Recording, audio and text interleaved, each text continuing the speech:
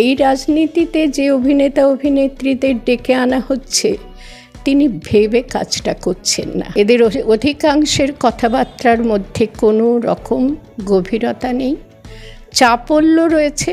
আমাকে দেখতে পাচ্ছে এটাই মানুষের ভাগ্য, এরম কথা যিনি বলেন তার চিত্তচাপল্যের প্রকাশ ঘটে, নিজের সম্পর্কে অতি অহংকারের প্রকাশ ঘটে।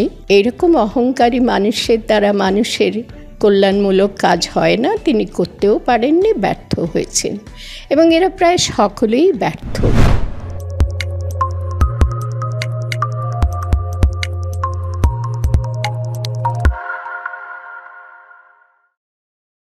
আমরা দেখেছি শিল্পীরা অনেকেই রাজনীতিতে এসছেন। শতাব্দী রায় একসময় এসে বলেছিলেন যে আগে ওনাকে টাকা দিয়ে দেখতে হতো, এখন ফ্রিতে দেখতে পাবে। তারপর খুব রিসেন্ট ঘটনা সন্দেশখালি, সেখানে নুসরাত জাহানকে দেখা যায়নি। মিমি যাদবপুরের এমপি ছিলেন, তিনিও কাজ করার 5 বছর পর হঠাৎ ছেড়ে দিলেন। এগুলো কি শিল্পীরা যখনই রাজনীতিতে আসে এই ধরনের অবনমন ঘটে? না, এখানে আরেকটু গভীর চিন্তাভাবনার বিষয় রয়েছে। যে চিন্তাভাবনাগুলো গভীর আমি এই কারণেই বলছি, তার সঙ্গে সমস্ত রাজ্যের তথা রাজ্য তো দেশের বাইরে নয়, দেশের মানুষের ভাগ্য জড়িত হয়ে রয়েছে। তাদের জীবনের উন্নয়ন অনুন্নত অবস্থা থেকে উন্নত অবস্থায় পৌঁছবে সেই সত্য জড়িত হয়ে রয়েছে। তো যেটা ঘটছে, এই অভিনেত্রীদের নেত্রী বানিয়ে দেওয়া হচ্ছে। এখানে আমার একটা ছোট্ট ভূমিকা আছে, ছোট ভাবনা চিন্তার জগতের মানুষ তো, কর্মী মানুষ নই, তো ভাবতে পারি, চিন্তা করতে পারি যেগুলো হয়তো মানুষকে সাহায্য করতে পারবে ভাবনায় এবং সেই অনুযায়ী কাজ করায়। সেটা হলো যে একটা তো যোগ্যতা লাগে। যে কোনো ব্যাপারে যদি কেউ কর্মী নিয়োগ করেন তাহলে নিয়োগকর্তারা তার যোগ্যতা দেখে নেবেন যে কোনো ক্ষেত্রে। আর যিনি সেই অবস্থানে যাবেন, নিযুক্ত হওয়ার জন্য প্রার্থী হবেন, তার নিজেকেও ভাবতে হবে যে আমি নিজেকে যোগ্য করে তুলতে পেরেছি। তো যখন দেখা যাচ্ছে আমাদের এই রাজ্যের প্রধান যিনি, আমি বলি শাসক দলনেত্রী, আর গণতান্ত্রিক রাজ্য সরকারের তিনি মুখ্যমন্ত্রী বলে গণ্য, তাঁরও এই বিষয়টি ভেবে দেখা উচিত বলে আমার এখন মনে হচ্ছে। এবং সেই সময়টা একেবারেই আমাদের দোরগোড়ায়, আমাদেরকে ধাক্কা দিচ্ছে মনে যে এটি কী ঘটছে। আমি তো বলবো কি ঘটছে, অভিনেত্রী হলে বা অভিনেতা হলে সেটাই কি তার যোগ্যতা মাপকাঠি হবে যে তিনি দেশনেতা বা দেশনেত্রী হতে পারবেন? আমার তো মনে হয় না। তো যিনি নেত্রী পদে রয়েছেন, শুধু নেত্রী নয়, শাসক দলনেত্রী, তাকে আগে বুঝে নিতে হবে যে অভিনেতা অভিনেত্রীদের আমি দেশ সেবার কাজে লাগাতে চাইছি, নিযুক্ত করতে চাইছি, নিযুক্ত করেছি ইতিমধ্যে। তারা কতটা সফল হয়েছে মানুষের জন্যে কাজ করার ক্ষেত্রে, দেশের জন্যে কাজ করার ক্ষেত্রে, রাজ্যের জন্য, সেটা তাকে যাচাই করে নিতে হবে। তারপরে যখন আবার অভিনেতা অভিনেত্রীদের নেতা নেত্রী পদে তিনি অভিষিক্ত করবেন, তখন তাকে পুনর্বার ভাবা উচিত ছিল এক্ষেত্রে যে আমি আবার ভুল করছি না তো, কি হয়েছে আগে, এখন আবার কি হতে পারে, সেটা তিনি করেননি। এটা আমাদের দিক থেকে আক্ষেপ শুধু নয়, আমি বলবো একজন নাগরিক হিসেবে আমি এইটি সমালোচনা হিসেবে তুলে ধরছি। একজন প্রবীণ নাগরিক, রাজ্যকে ভালোবাসি, দেশকে ভালোবাসি, চাই যে দেশের উন্নয়ন ঘটুক, অবনমন নয়। প্রশ্ন উঠতে পারে, আমি একটা ভূমিকার কথা বলেছিলেন, ভূমিকাটা একটুখানি ছোট্ট করে বলি। অভিনয়ের দুটো দিক আছে। অভিনেতা অভিনেত্রীদের জীবনে মূল তো অভিনয়, দুটো দিক আছে। যদি কোনো মানুষ আমার কাছে অভিনয় করে কিছু আদায় করে নিয়ে যায়, সে যেমন তেমনটি নয়, অভিনয় করে কাজটি গুছিয়ে নিয়ে গেল, তখন আমরা কি বলি, বাবা এমন অভিনয় করতে পারে, আমি এতটুকু বুঝতে পারলাম না, আমাকে প্রতারণা করে গেল। তো অভিনয় প্রতারণা করার ক্ষেত্রে খুবই উপযোগী একটি দক্ষতা। সেই অভিনয়কে যারা শিল্প পর্যায়ে উন্নীত করেন, অভিনেতা অভিনেত্রী যার নাম তুমি করলে, শুনেছি তিনি, আমি তার অভিনয় দেখিনি, তার আরও পরিচয় আছে, তিনি সঞ্চালক হিসাবেও খুব সুনাম করেছেন। আরও পরিচয় আছে তিনি একজন ব্যবসায়ী, ব্যবসা করেন, এবং আরও কী কী করেন আমার জানা নেই, জানার কৌতূহলও নেই। আমার একমাত্র প্রশ্ন, তিনি কি দেশ সেবক হওয়ার যোগ্য? অভিনয় দক্ষতা, অভিনয়কে শিল্প পর্যায়ে উন্নীত করার যোগ্যতা, এক্ষেত্রে আমি 1% কার্যকর হবে বলে মনে করি না।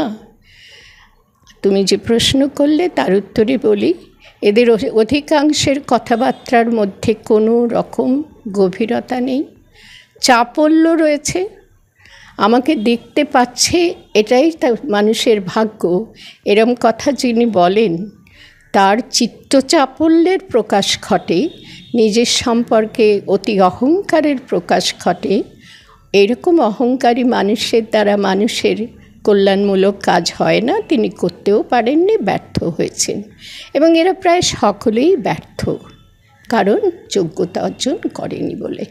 আর যিনি সেই যোগ্যতার পরীক্ষা না নিয়ে বা যোগ্যতার দিকটা এতটুকু বিবেচনা না করে এদেরকে নিযুক্ত করছেন বা করেছেন আগেও, তিনি কিন্তু ভুল করছেন। যদি বলি অন্যায়, তাহলে এটাকে অন্যায়ও বলা যায়। মানুষের জীবন নিয়ে, দেশের উন্নয়ন ভাবনা থেকে নিজেকে দূরে সরিয়ে রেখে কাজ করাকে অন্যায়ই বলতে হবে।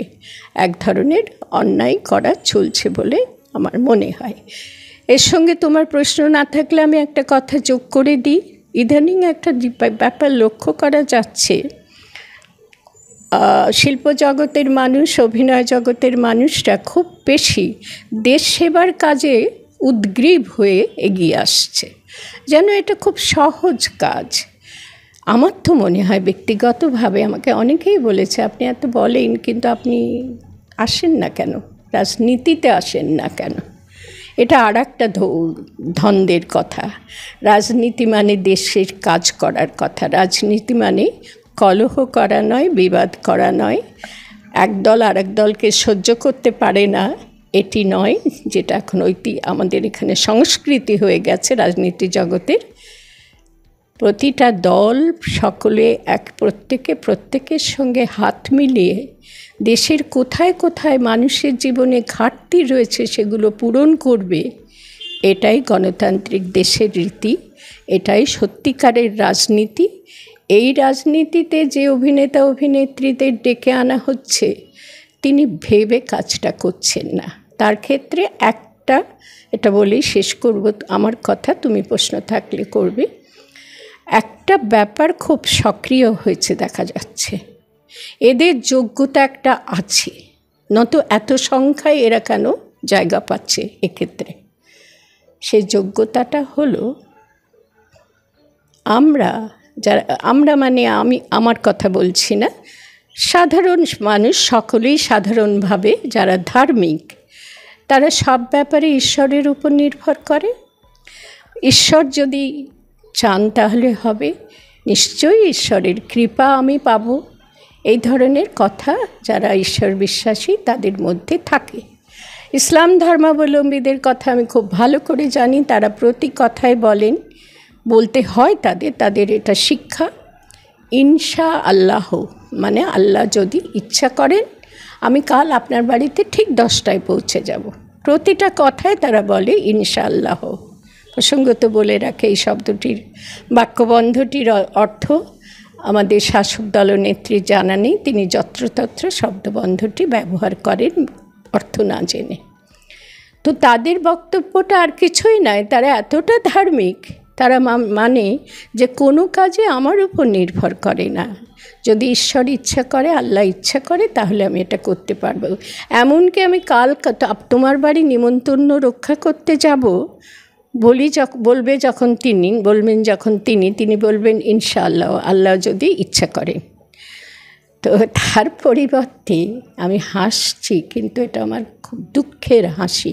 মানুষ আনন্দে কাঁদে, দুঃখে হাসে। এটা আমার দুঃখের হাসি।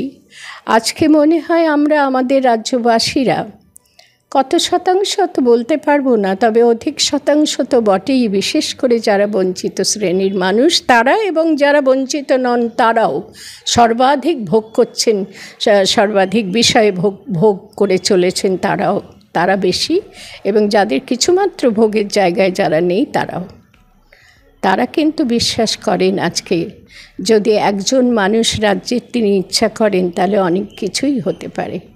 যারা এইভাবে দেশসেবকের পদে নিযুক্ত হচ্ছেন তারা কিন্তু একটি কাজ করেছেন, সেটি হলো শাসক দলনেত্রী বন্দনা। প্রতি কথায় এরা বলবেন, দেখবেন ভোটের প্রচারে যদি যখন যাবেন এরা বলছেন দিদি যদি ইচ্ছা করেন, দিদি যদি বলেন, দিদির সদিচ্ছা থাকলে, দিদির সহায়তা থাকলে আমরা আপনাদের জন্য সব কাজ করে দিতে পারব।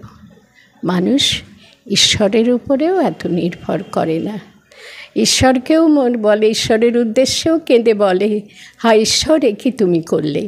এরা কিন্তু সেটা বলে না, কারণ বললে তিনি ক্রুদ্ধ হবেন, যে সুযোগ তার সহায়তায় পাওয়া গেছে সেগুলো থেকে বঞ্চিত হতে হবে। এই সত্যটা আমাকে খুব পীড়া দেয়, এবং মনে করি এই সত্যটা বুঝে দেশবাসী এরকম অবস্থান থেকে নিজেদেরকে সরান খুব প্রয়োজন।